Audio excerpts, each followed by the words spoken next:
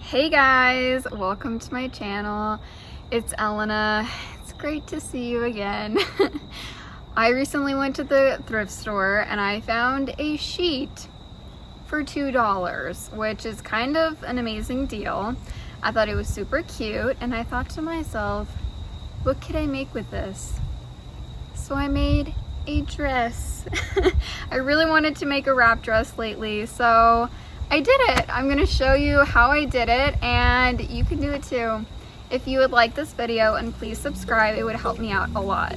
Alrighty, so the first thing to do is fold your sheet in half lengthwise so that it's on a fold. And then I went ahead and grabbed a wrap dress that I already own and folded it in half along that fold on the sheet, and basically just cut along the back panel so that I could have one big back panel.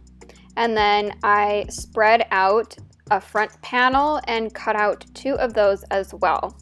Make sure that you leave yourself enough room for the seam allowance.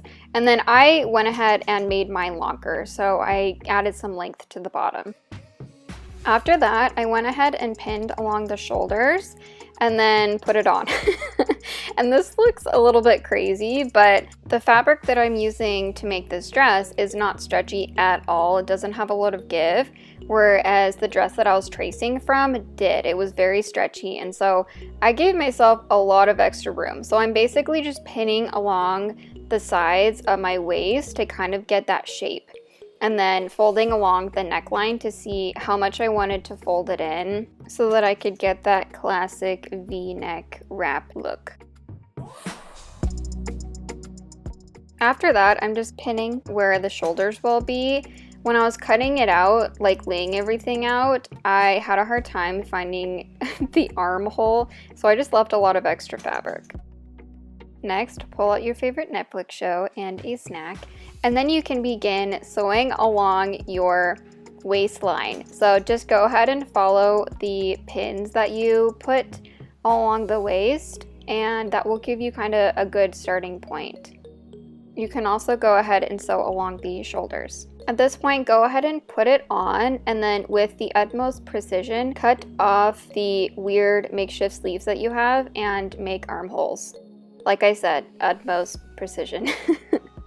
Just be careful not to cut yourself or your clothes or anything, but this was just kind of a way to get the general shape that I wanted, and then I would clean it up a bit more on the table.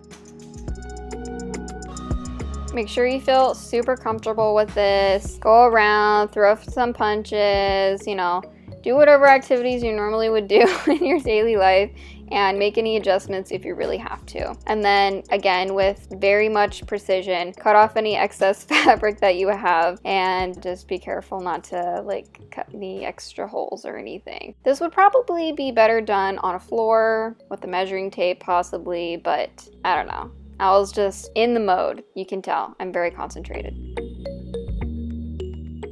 Put it on, make sure it fits really good, and make sure you have that neckline really finalized. I have it pinned already and I really like how that sat. I also just made sure that the bottom hemline was all the same length. And then I just went ahead and started sewing down along the neckline all around the neck and then straight all the way down. I just folded this over once. You could do this neckline about 10 different ways, but I didn't want to spend any extra money and I didn't really have a lot of excess fabric, so this is just how I did it. I really wanted sleeves on this dress, so I just pulled out a pattern piece from one of my other patterns and used that to cut out the sleeves. My fabric has stripes and is plaid, as you can see, so just make sure that everything is going the same direction. Then just go along and sew on the under part of that sleeve.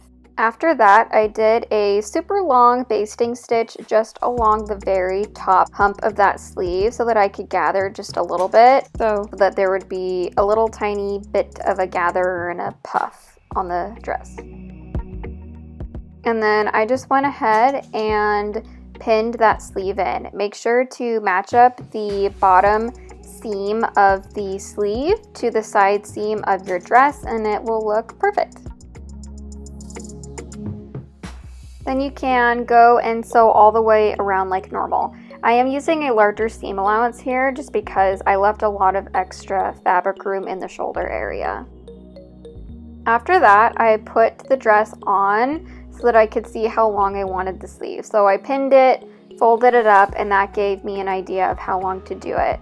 So I measured how long I wanted the finished sleeve to be and then cut off a little bit less so that I would have enough for the seam allowance. So then I folded it up once and then folded it a second time, pinned it, ironed it, and then you are good to sew all the way around, and that will give you a really nice finished hem.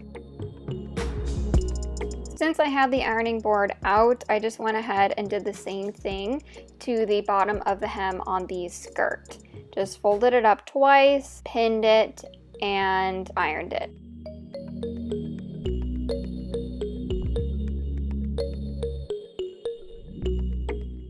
Once you feel good about where everything is at, you can go ahead and just sew along your sleeve. And then after that, you can also sew along the hem of your skirt as well. After that, the last and final part of this dress is the ties. So I went ahead and made 2 ties. The first tie was 4 inches wide and 48 inches long. The second tie I did also 4 inches wide and 56 inches long. I barely had enough fabric left, so this really worked out well. To make these strips into actual nice looking ties, you're going to fold it in half, iron it, and then fold the 2 halves in so that they meet in the center. Then fold it in half again, just like you did the first time, and that will leave you with a really nice tie with finished edges.